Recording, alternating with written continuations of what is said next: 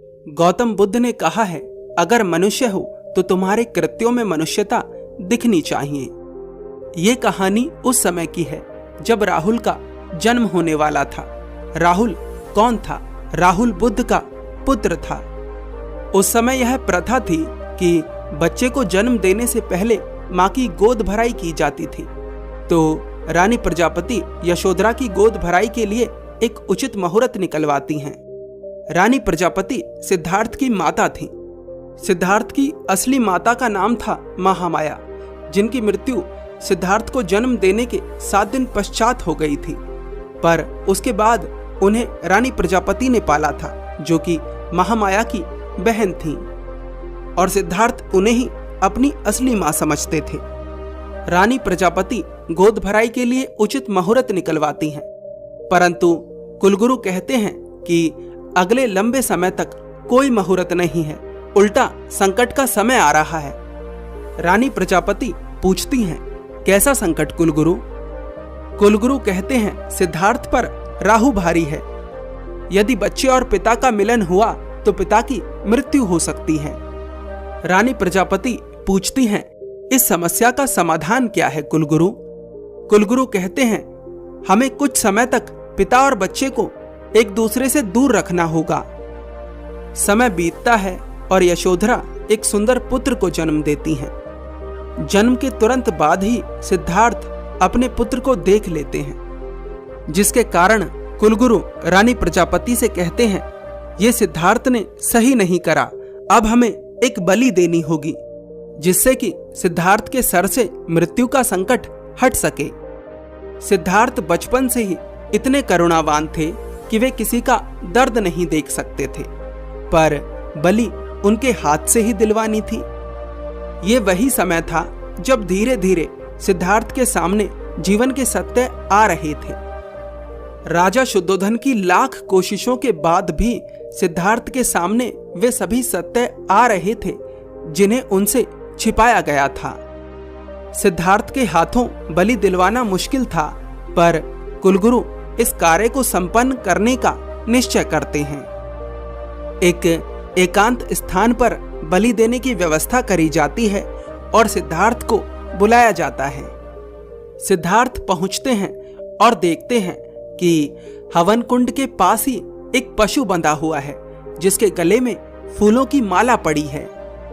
सिद्धार्थ कुलगुरु से पूछते हैं, गुरुदेव, ग्रह शांति के हवन में इस पशु का क्या काम? कुलगुरु कहते हैं, सिद्धार्थ, पहले तुम पूजा में सम्मिलित तो हो जाओ, उसके बाद मैं तुम्हारे हर प्रश्न का उत्तर दूंगा। सिद्धार्थ कुलगुरु के साथ हवन कुंड के पास बैठ जाते हैं। कुलगुरु कहते हैं, सिद्धार्थ, आहुति दो। सिद्धार्थ आहुति देते हैं। कुलगुरु कहते हैं, सिद्धार्थ, मंत्र उच्चारण करो। सिद्धार्थ मंत्र उच्चारण करते हैं। उसके बाद कुलगुरु फरसा मंगवाते हैं। फरसे का अर्थ होता है काटने वाली चीज, जैसे कुल्हाड़ी। सिद्धार्थ फरसे को देखकर थोड़ा चौंकते हैं और कुलगुरु से पूछते हैं, कुलगुरु, हवन में इस हथियार का क्या काम है?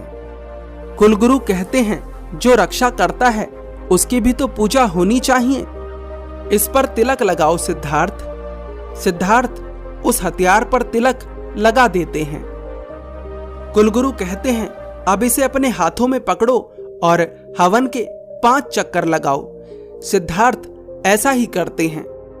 उसके बाद कुलगुरु सिद्धार्थ को उस पशु के पास ले जाते हैं और कहते हैं, अब सिद्धार्थ बिना कुछ पूछे, बिना कुछ सोचे, अपने परिवार की शांति के लिए, अपने पुत्र की शांति के लिए, अपनी पत्नी, अपने माता पिता के मन की शांति के लिए, अपने राज्य की शांति के लिए इस पशु का सर इसके धड़ से अलग कर दो।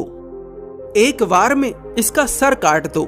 सिद्धार्थ उस पशु की तरफ देखते हैं और वह पशु भी सिद्धार्थ की तरफ देख रहा होता है, मानो उस पशु को ऐसा लग रहा हो कि सिद्धार्थ उसे कुछ खाने को देने आए हैं।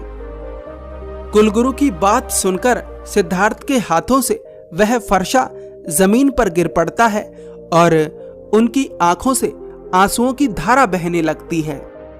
सिद्धार्थ कहते हैं, कुलगुरु, ये क्या करवा रहे थे आप मुझसे? कुलगुरु कहते हैं, यह आवश्यक है सिद्धार्थ, यदि तुम्हें अपने प्राण प्यारे हैं तो। सिद्धार्थ कहते हैं, अपने प्राणों की रक्षा करने के लिए किसी दूसरे के प्राण ले लेना, ये कैसी मनुष्यता है? कुलगुरु कहते हैं, सिद्धार्थ, ये शास्त्रों में लिखा है। सिद्धार्थ कहते हैं, हाँ, पढ़ा है मैंने।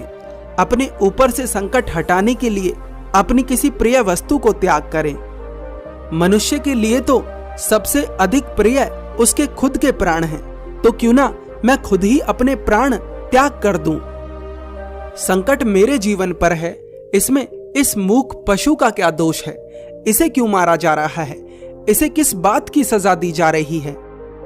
क्या इसका यही दोष है कि यह बोल नहीं सकता, यह लड़ नहीं सकता? वह कैसा ईश्वर है जो किसी निर्दोष को दर्द देने पर किसी दूसरे के दर्द को, किसी दूसरे के संकट को हर लेता है? बंद करिए ईश्वर के नाम पर यह पाप। जब जीवन दे नहीं सकते तो लेने का क्या अधिकार है तुम्हारे पास? कुलगुरु कहते हैं, सिद्धार्थ, बलि तो दी जाएगी, यदि तुम नहीं दोगे तो कोई और देगा। सिद्धार्थ कहते हैं, ना तो मैं खुद बलि दूंगा और ना ही किसी को देने दूंगा। सिद्धार्थ उसी समय उस पशु को खोलकर ले जाते हैं। इस छोटी सी कहानी से हमें मनुष्यता का अर्थ समझ आया। आज के समय में ना जाने कितने पशुओं को सिर्फ अपने संकटों को मिटाने के लिए मारा जा रहा है। लोगों को लगता है कि अगर वो किसी मूक निर्दोष पशु को मार देंगे तो उनके जीवन से संकट चला जाएगा, या फिर लोग स्वाद के लिए पशुओं को मार रहे हैं। आपने देखा है, जब पशुओं को मारा जाता है तो उनकी आंखों से कैसे आंसू बहते हैं।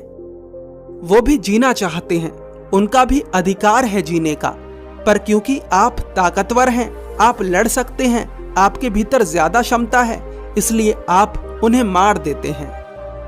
मेरा आप सभी लोगों से अनुरोध है कि जीवन कब शुरू हुआ, कब खत्म हो जाएगा नहीं पता।